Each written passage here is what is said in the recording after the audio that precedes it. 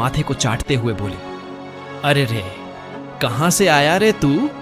डर मत, मैं हूं ना। चिंकू ने पहले डरते हुए 2 कदम पीछे लिए, फिर गौरी की गर्म सांसों और मीठी आवाज से उसे थोड़ी राहत मिली। जब गौरी ने पास ही जंगल के उस छोर पर, जहां पेड़ों की छांव धूप से लड़ती रहती थी, वहीं एक हिरण का नन्हा बच्चा अपनी मां के साथ रहता था। उसका नाम था चिंकू। वह नटखट था, फुदकता रहता, फूलों की खुशबू सूंघता और तितलियों के पीछे भागता। एक दिन चिंकू अपनी मां से कुछ ही दूर पर खेल रहा था कि तभी आसमान में गरजती आंधी आ गई। पेड़ झूमने लगे, पत्ते उड़ने लगे और चिंकू डर के मारे इधर उधर भागने लगा। भागते भागते वह एक पगडंडी पर आ गया जो जंगल से गांव की तरफ जाती थी। तेज बारिश में कीचड़ भरी राह पर फिसलते हुए चिंकू बहुत दूर निकल आया।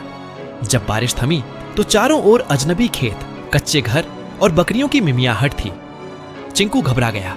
न मां, न जंगल, न अपनी महकती घास।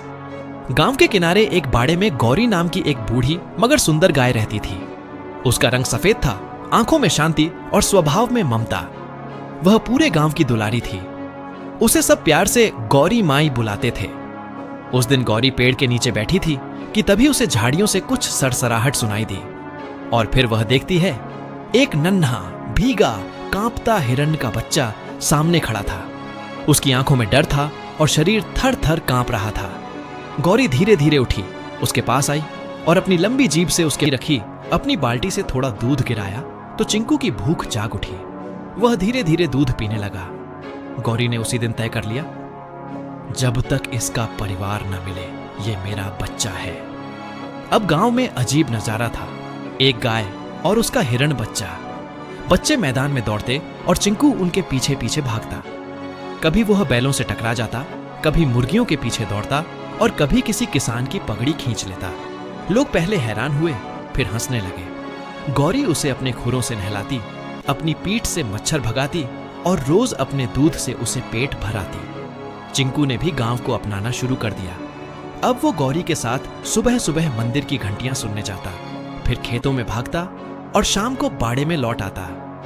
लेकिन एक दिन गांव में शेर के आने की खबर फैल गई। जंगल से भटके कुछ जानवरों को शेर ने मार दिया था। गांव वाले डर गए।